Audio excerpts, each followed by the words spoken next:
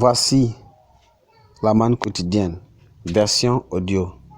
Elle a été soigneusement préparée pour nous aider à grandir spirituellement. Aujourd'hui, nous sommes jeudi 22 septembre 2022. Nous considérons les mauvais motifs invoqués. Les mauvais motifs invoqués. Prions. Père, nous te remercions pour aujourd'hui. Te donnons grâce, te glorifions pour l'opportunité que tu nous as donnée encore d'écouter ta parole. Nous prions, Seigneur, ce que tu as pour nous. Aide-nous à l'entendre et la mettre en pratique au nom de Jésus. Merci parce que tu nous as exaucés. Au nom de Jésus, nous avons prié. Nous considérons aujourd'hui les mauvais motifs invoqués. Les mauvais motifs invoqués. Nous prenons notre texte de lecture dans le livre de Marc chapitre 11, à partir du verset 11 jusqu'au verset 27. Marc chapitre 11. Nous lisons à partir du verset 11 jusqu'au verset 27. Jésus entra en Jérusalem dans le temple. Quand il eut tout considéré, comme il était déjà tard, il s'en alla à Béthanie avec les 12. Le lendemain, après qu'ils furent sortis de Béthanie, Jésus eut faim. Apercevant de loin une figuier qui avait des feuilles, il allait voir s'il trouvait quelque chose. Et s'en était s'approcher, il ne trouva que des feuilles, car ce n'était pas la saison des figues. Prenant alors la parole, il lui dit, que jamais personne ne mange de ton fruit, et ses disciples l'entendirent. Ils arrivèrent à Jérusalem et Jésus entra dans le temple, et il se mit à chasser ceux qui vendaient et qui achetaient dans le temple. Il renversa les tables des changeurs et les sièges des vendeurs de pigeons. Et il ne laissait personne transporter aucun objet à travers le temple. Et il enseignait en disant, n'est-il pas écrit, ma maison ne sera pas appelée maison de... Ma maison ne sera appelée une maison de prière pour toutes les nations, mais vous en avez fait une caverne de voleurs. Les principaux sacrificateurs et les scribes l'ayant entendu chercher les moyens de le faire payer, car ils le craignaient, parce que toute la foule était frappée de sa doctrine. Quand le soir fut venu, Jésus sortit de la ville. Le matin, en passant, les disciples vinrent le figuier séché jusqu'aux racines. Pierre, se rappelant de ce qui était passé, dit à Jésus, Rabbi, regarde le figuier, tu as maudit a séché. Jésus prit la parole et leur dit, ayez foi en Dieu. Je vous le dis en vérité, que si quelqu'un dit à cette montagne, ôte-toi de là et jette-toi de la mer, s'il ne doute pas, point en son cœur, mais croit que ce qu'il dit arrive, il le verra s'accomplir. C'est pourquoi je vous dis, tout ce que vous demanderez en priant, croyez que vous l'avez reçu et vous le verrez s'accomplir. Lorsque vous êtes debout, faisant votre prière, si vous avez quelque chose contre quelqu'un, pardonnez, afin que votre Père qui est dans les cieux vous pardonne aussi vos offenses. Mais si vous ne pardonnez pas votre Père qui est dans les cieux, ne vous pardonnera pas non plus vos offenses. Ils se rendirent de nouveau à Jérusalem et pendant que Jésus se promenait dans le temple, les principaux sacrificateurs, les scribes et les anciens vinrent à lui. Notre verset clé se trouve dans le verset.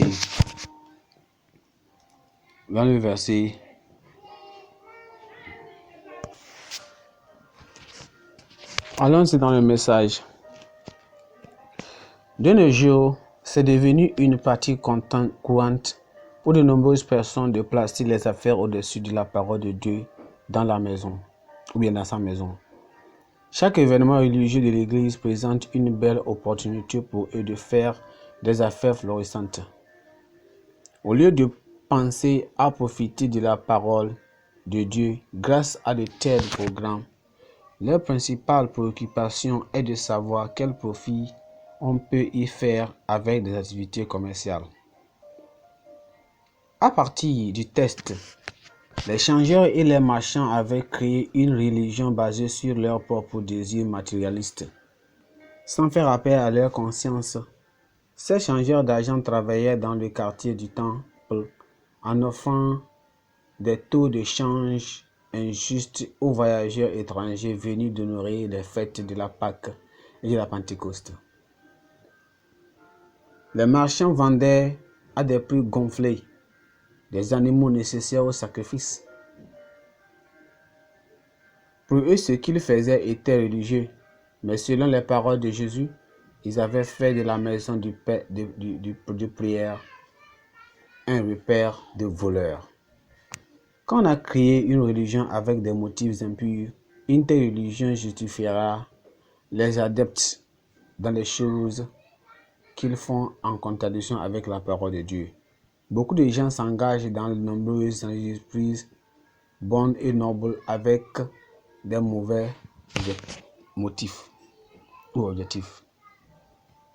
Les changeurs et les marchands du temple pensaient qu'ils rendaient des services essentiels à ceux qui venaient adorer, mais ils arnaquaient les gens avec leurs charges exorbitantes ou bien exorbitantes. Faire trop de gains aux dépens des gens était une exploitation qui plaçait les marchands dans la classe des voleurs. Nous devons consciemment décider de ne pas nous laisser influencer par les modes et les fantaisies de notre époque, afin de ne pas perdre de vue ce que Dieu attend de nous. En écoutant cette parole, nous voyons que il y a des graves difficultés quand on constate ou bien quand on contrecarre les desseins divins. Quelle est la vraie malédiction de l'arbre stérile? Le but divin du figuier était de porter des fruits et de nourrir les affamés. Au lieu des fruits, on ne pouvait y trouver que des feuilles vertes. Le Seigneur n'a pas considéré les excuses recevables pour l'absence des fruits. L'arbre, au contraire, a été maudit. Notons que si l'arbre était avantageux pour son ombre et ses qualités environnementales, ce n'est pas pourtant pas le but initial du figuier. Sinon le Seigneur l'aurait épargné. Quand quelqu'un n'accomplit pas le but de son existence ou son appel vers le royaume, mais reste occupé à d'autres activités aussi gratifiantes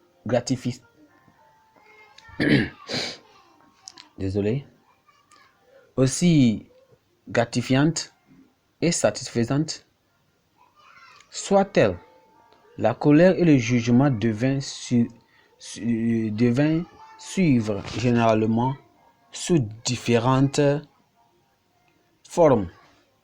Quelles que soient les excuses, le jugement terrestre aboutira à la damnation éternelle.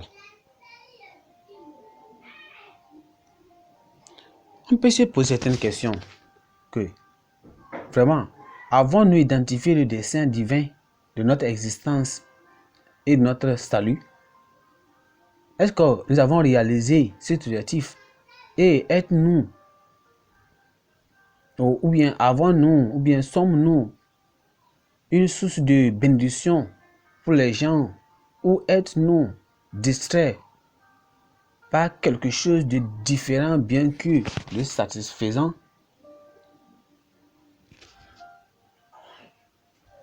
Notre corps, notre éclat, notre beauté et notre bénédiction donnée par Dieu sont-ils utilisés pour le dessein divin et leurs usages sont-ils contrecarrés par rapport aux objectifs originaux?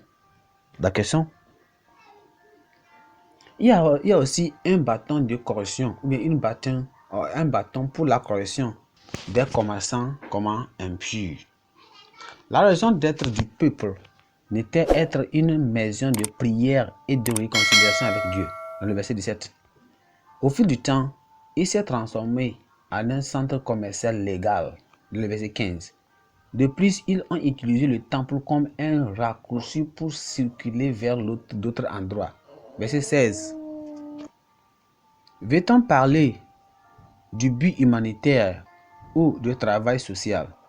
En bref, il y a eu décolonisation du peuple et disparition de la crainte et du respect des structures divines. Ce qui a suivi fut une correction douloureuse et honteuse par le bâton du Seigneur lui-même, dans le verset 15 et 16 de notre texte. La question est de savoir, est-ce que comparons-nous maintenant les raisons pour lesquelles certains saints, ou bien certains pécheurs subsistent des morts prématurées, même des faillites commerciales, même des maladies mystérieuses, ou bien même quoi, des prières sans réponse? Posez cette question de savoir. Ça peut être que nous avons déraillé. Nous allons prier. Père, nous te remercions. Donne la grâce, la gloire. Merci pour l'opportunité que nous a donné encore d'entendre cette grande, importante parole de Dieu. Que nous devons servir et faire ce qui est normal et juste devant toi. Seigneur, sonde-nous et révèle-nous là où nous avons contrecarré ton but pour notre vie.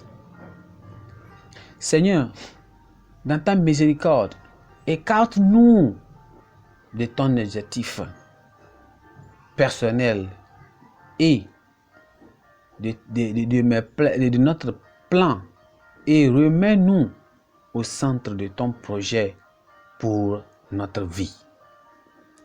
Dieu miséricordieux, nous prions Seigneur, pardonne-nous toutes nos douleurs, pardonne-nous toutes les douleurs ou conséquences de ta correction s'appliquant dans notre vie. Seigneur, nous prions, fais de nous, fais de tout chacun de nous, dans l'église, qu'on reçoit la révélation de ton dessein et qu'on s'attache à ton plan qui va s'accomplir dans notre vie. Merci Seigneur parce que tu nous as exaucés. Au nom de Jésus, nous avons prié. Notre pensée d'aujourd'hui, c'est aucun homme ne plaît à Dieu en faisant ce qu'il déteste. Aucun homme ne plaît à Dieu en faisant ce qu'il déteste. Aucun homme ne plaît à Dieu en faisant ce qu'il déteste. Notre texte de lecture aujourd'hui, c'est Proverbe chapitre 18 jusqu'au chapitre 20. Merci.